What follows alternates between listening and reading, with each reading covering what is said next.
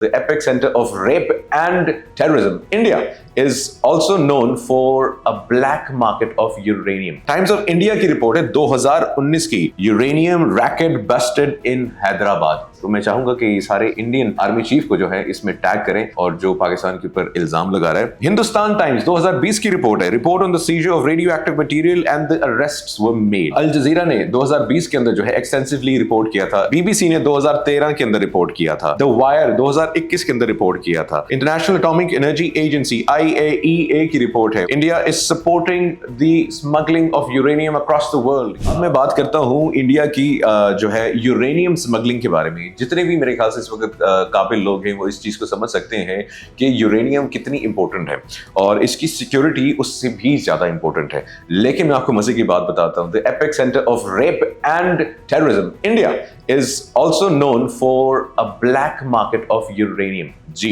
बिल्कुल, अगर आपने ब्लैक में यूरेनियम खरीदना है तो आपको इंडिया के मार्केट से मिल सकता है। बल्कि मैं चाहूंगा यहाँ पे जितनी भी इंटरनेशनल ऑर्गेनाइजेशंस हैं उनको भी इसके ऊपर एक्शन लेना चाहिए, स्पेशली पाकिस्तान को इस चीज को बहुत ज्यादा हाईलाइट करना चाहिए कि जो India is a sponsor of terrorism, लेकिन India is also sponsoring uranium to other people. अब ये अदर पीपल कौन ले रहे हैं ब्लैक मार्केट से? ये दहशतगर्द तंजीमें ले रही हैं। अब आप अंदाजा लगाएं, इस स्टेटमेंट को भी मैं बैक करूंगा with proof. Times of India की रिपोर्ट है 2019 की और इस आर्टिकल के अंदर बकायदा लिखा गया है कि एक गैंग को अरेस्ट किया गया था इल्लीगल सेल ऑफ यूरेनियम की हैदराबाद के अंदर। जितने भी मेरे देखने वाले हैं स्पेशली इंडियंस, अगर आपको लगता है कि मैं झूठ बोल रहा हूं तो प्लीज आप ये सर्च कीजिएगा, यूरेनियम रैकेट बस्टेड इन हैदराबाद, ठीक है। और मैं कोशिश करूंगा कि इस वीडियो की डिस्क्रिप्शन के अंदर सारे लिंक्स भी मैं मेरे प्यारे भारतीयों को प्रोवाइड कर दूं और स्पेशली मैं चाहूंगा कि सारे इस इंडियन आर्मी चीफ को जो है इसमें टैग करें और जो पाकिस्तान के ऊपर इल्जाम लगा रहा है बेवकूफ इंसान। हिंदुस्तान टाइम्स 2020 की रिपोर्ट है, report on the seizure of radioactive material and the arrests were made, ठीक है जी। अगेन ये भी आप सर्च कर सकते हैं। द न्यू इंडियन एक्सप्रेस 2016 की रिपोर्ट है, coverage of a case involving the sale of uranium and the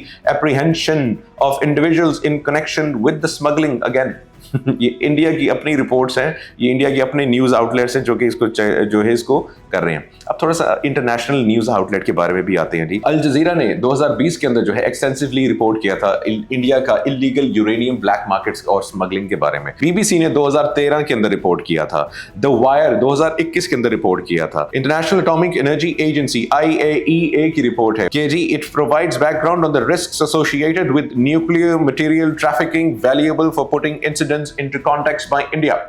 India is supporting the smuggling of uranium across the world. ये IAEA की रिपोर्ट है। United Nations Office on Drugs and Crimes UNODC की report है and इसकी report document discussing the global context of nuclear material smuggling including case and studies which may reference to India directly. The epicenter of terrorism.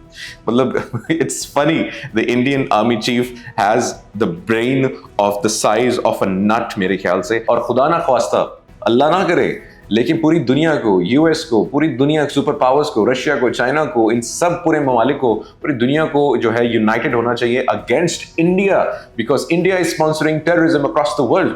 आप imagine करें uranium की smuggling हो रही है India के अंदर। आप इमेजिन करें 1 ग्राम या एक भी पार्टिकल पाकिस्तान से अगर स्मगल होता या पाकिस्तान की किसी राजा बाजार के अंदर बिक रहा होता तो आप इमेजिन करते इंटरनेशनल आउटक्राई कितना होता। इस वक्त तक तो पाकिस्तान के ऊपर शायद इतनी सैंक्शंस लग चुकी होती हैं, इस वक्त वर्ल्ड वॉर 3 का आगाज हो चुका होता। लेकिन इंडिया जिसके बारे में पूरी दुनिया रिपोर्ट कर रही है कि वो स्मगल करी यूरेनियम, इसके बारे में दुनिया खामोश है और ये बहुत बड़ा सवालिया निशान है।